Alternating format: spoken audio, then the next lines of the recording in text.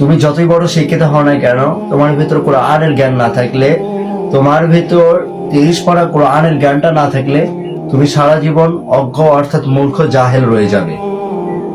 হয়তো তুমি দুনিয়াতে জাস্টিস একজন বড় কিছু হয়েছো, এমবিবিএস ডাক্তার, মেডিসিন বিশেষজ্ঞ, জজ, ব্যারিস্টার, অর্থাৎ যত প্রকারের শিক্ষিত হও না কেন তুমি জেনারেল লাইনে হয়েছো, কিন্তু তোমার ভিতর কোরআনের জ্ঞান নাই, দ্বীনের একটা জ্ঞান নাই। নবীজি সাল্লাল্লাহু আলাইহি সাল্লামের উম্মাহ হিসাবে তোমার ভিতর সুন্নাত নাই। তো তুমি এই দুনিয়াতে জেনারেল লাইনের অর্থাৎ জেনারেশনদের কাছে তুমি বড়ই শিক্ষিত, তুমি বড়ই চাকরিজীবী, তোমার কাছে টাকার কোনো অভাব নাই, টাকা তোমার হাতের ময়লা আবর্জনা মনে হয়।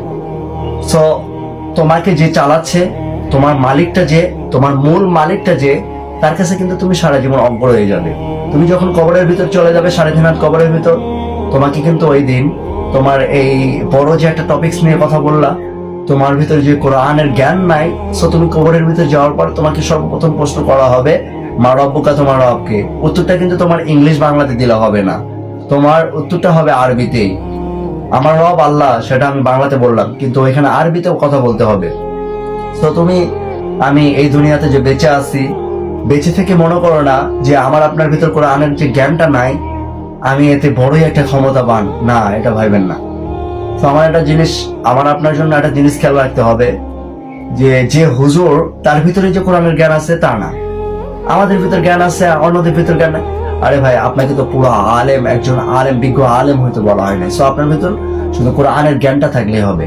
আল্লাহ তাআলা এই দুনিয়াতে পাঠাইছে তার সালাত, নবীজি সাল্লাল্লাহু আলাইহি ওয়াসাল্লামের আদর্শ এবং তেনার দেওয়া কিতাব 30 পারা কোরআনুল কারীম আপনার ভিতর থাকতে হবে। এই কোরআনের এত মুজিজা, আপনি যখন একটা হরফ পড়বেন 10টা করে নেকি পাবেন। এই কোরআনটা যখন আপনি শিখে যাবেন ভালো করে, এই কোরআনটা শেখার পর আপনি ওই টপিকস একটা আয়াতের একটা অনুবাদ করবেন, বাংলা একটা অনুবাদ করবেন, দেখবেন আপনার ভিতর কত একটা মুজিজা আছে, কত বড় একটা যে একটা স্বাদ আছে, সেই স্বাদটা উপভোগ করতে পারবেন, আপনি ছাড়তে চাইবেন না। এরকম একটা মজা কোরআনের ভিতর আল্লাহ তাআলা দিয়ে দিয়েছেন। আপনি উপন্যাস পড়তেছেন বাংলার ভিতর, যে কোনো একটা জাস্ট একটা সাবজেক্ট পড়তেছেন, ফিজিক্স, কেমিস্ট্রি, বায়োলজি, এগুলো পড়তেছেন, ওটার ভিতর যে মজাটা আছে, আপনি ওগুলো বইকে ডিজার্ভ করতে ভালোবাসেন।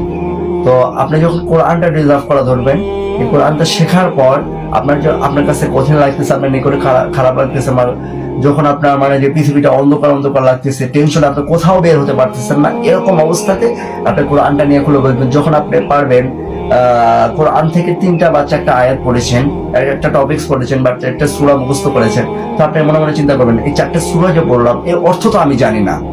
আপনি যখন একটা ইংলিশ পড়তে লাগেন, ইংলিশের আগে কিন্তু অর্থ বোঝেন, তারপরে আপনি দেখেন, তারপরে আপনি তার অর্থ বুঝে কিন্তু সেটা বলেন। আমি একজনকে বললাম, হাউ আর ইউ, এই শাব্দিক অর্থটা কি? তাহলে তো আমি যদি শাব্দিক অর্থ না জানি, তাহলে তো আমি পাগল হলাম।